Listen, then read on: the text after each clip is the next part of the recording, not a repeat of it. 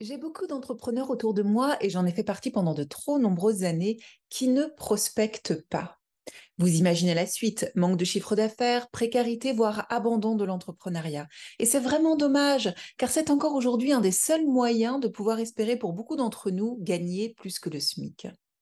L'objectif de cette vidéo est de vous expliquer ce qui vous bloque et vous donner les clés pour que cela cesse. Car la première mission d'un entrepreneur, d'une entrepreneur, c'est de vendre. Sinon, vous êtes bénévole, vous faites du troc, mais vous ne vivez pas de votre activité. Je sais que les professions pour lesquelles c'est le plus dur, ce sont nos amis thérapeutes.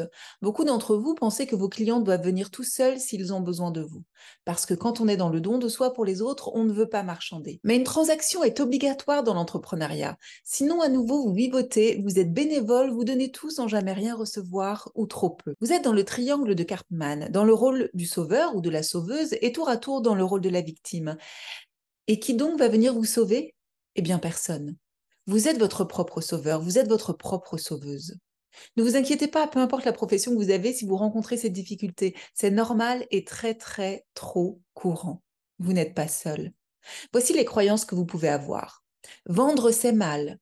Je ne mérite pas d'être payé, mon travail ne mérite pas d'être rétribué. Mes clients viendront d'eux-mêmes. Je ne vais pas y passer beaucoup de temps, mais vous comprenez bien qu'avec ce genre de croyances, on ne prospecte pas.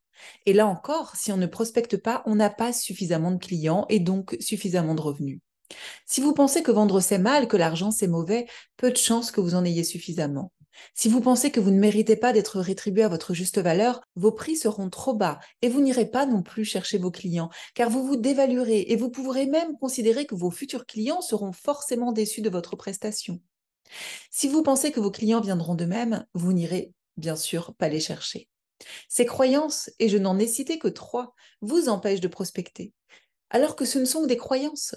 Je vous invite à les modifier rapidement en écrivant ou récitant chaque jour, par exemple, les phrases suivantes. Vendre, c'est normal pour un ou une entrepreneur. Et je suis un ou une entrepreneur. Et je veux rester un ou une entrepreneur.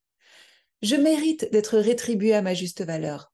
Je sais énormément des choses et je peux aider beaucoup de monde. Et entre parenthèses, on sait beaucoup plus de choses qu'on ne le pense. On se sent souvent expert de rien alors que vous surpassez nombre de personnes sur plusieurs domaines. Si, si. Donc, je mérite l'argent donné en échange. Mes clients ne viendront pas de même. Alors, excepté si vous avez un local et êtes installé depuis longtemps avec une expertise et une notoriété reconnue, mais vous ne pouvez jamais démarrer ou faire fleurir un business si vous n'allez pas chercher vos clients. Donc, je dois aller chercher mes clients. Il y a autre chose qui vous empêche de prospecter. Avez-vous déjà entendu parler des 5 blessures de l'âme? Le rejet, la peur de ne pas être apprécié ou accepté, cette blessure impacte énormément votre capacité à vous rapprocher de vos futurs clients. L'abandon, le sentiment d'être seul et non soutenu dans l'entrepreneuriat. L'humiliation, la crainte d'être jugé sur ses tarifs, ses prestations ou ses diplômes. La trahison, le manque de confiance en soi ou dans les autres. Et l'injustice, le sentiment que le succès est inatteignable, peu importe les efforts. Imaginez que vous ayez déjà été trahi, et c'est probablement le cas, et qu'en plus vous souffriez d'une blessure de rejet par un proche. C'est vrai que c'est fréquent et que cela expliquerait beaucoup de choses, car la blessure de rejet implique que vous allez avoir un comportement fuyant. Typiquement, vous n'allez pas du tout aller vers vos prospects qualifiés, et c'est probablement ce qui se passe pour vous. Vous les fuyez car vous avez peur d'être à nouveau rejeté. Vous vous dites, les autres vont me juger, je ne veux pas me montrer. Et si en plus vous avez été trahi, vous n'avez pas confiance en eux. Alors j'ai une phrase magique qui m'a beaucoup aidée. Tout le monde est bienveillant, il faut juste faire le premier pas. Et cette phrase est tellement vraie. J'ai rencontré plus de 300 prospects qualifiés l'année dernière. On ne m'a dit non que 2 fois. Alors, ok, ce n'était probablement pas le bon moment pour eux, ou peut-être que mon offre ne leur convenait pas, et c'est ok, ils ont le droit. Mais tout le monde a été extrêmement bienveillant. Et ce n'est pas tant le comment qui vous aidera à grandir dans l'entrepreneuriat, mais le qui. Et dans le qui, il y a vos réseaux, vos partenaires, vos mentors, mais en premier lieu, il y a vos prospects qualifiés. Ce sont eux les plus importants de votre business, bien avant tous les autres. Et vous savez quoi? Oui, la vente, c'est primordial. Mais vous savez ce qui est fabuleux et qui l'accompagne? Le chemin vers la vente, le fait de rencontrer des personnes formidables, vos prospects qualifiés. Je vous invite à creuser ces blessures et vous demander celles qui vous atteignent le plus. Là aussi, changez vos croyances. N'attribuez pas à tout le monde ce qu'on vous a fait subir. Le monde ne se limite pas à eux.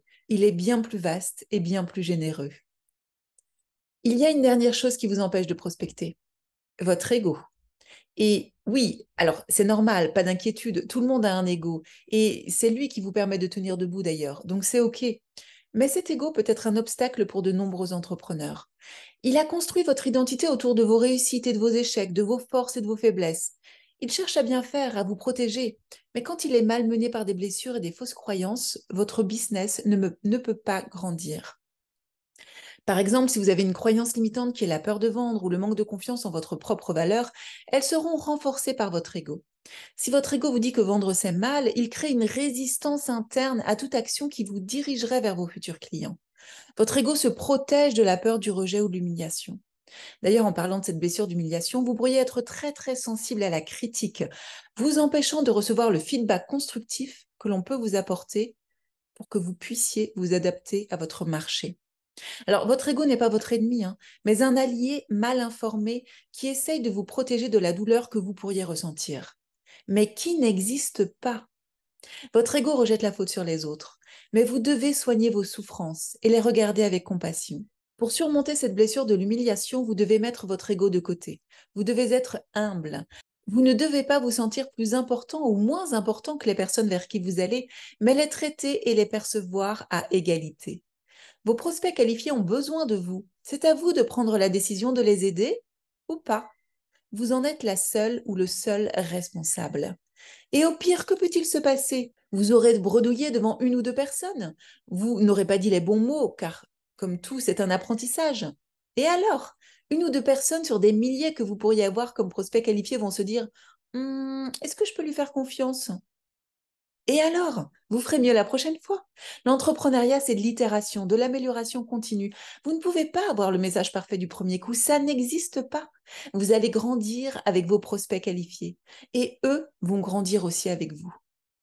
Le business, c'est du human to human. Vous parlez d'un être humain à un autre être humain. C'est tout, à égalité, de façon authentique. Soyez vous profondément. La meilleure façon de se sentir honnête avec ses prospects qualifiés, c'est de travailler son humilité. Prenez là aussi la posture de l'apprenant. Vous ne savez pas. Vos prospects sont les seuls à savoir. Finalement, en tout cas pour moi, la prospection, c'est une étude de marché au long cours. Votre première mission en tant qu'entrepreneur est de vendre. Comme l'immense majorité d'entre nous, vous n'avez pas le choix que de prospecter pour cela, d'aller vers, pour vivre décemment de votre activité. En termes de fréquence, tout dépendra de votre modèle économique. Si vous avez une offre à étiquette, vous devrez prospecter de janvier à décembre.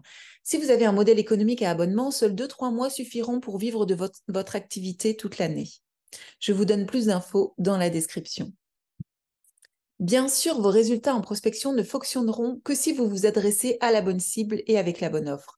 Pour ne pas vous décourager, choisissez d'abord une cible précise, puis changez-la au bout de quelques jours si vous n'avez pas de retour.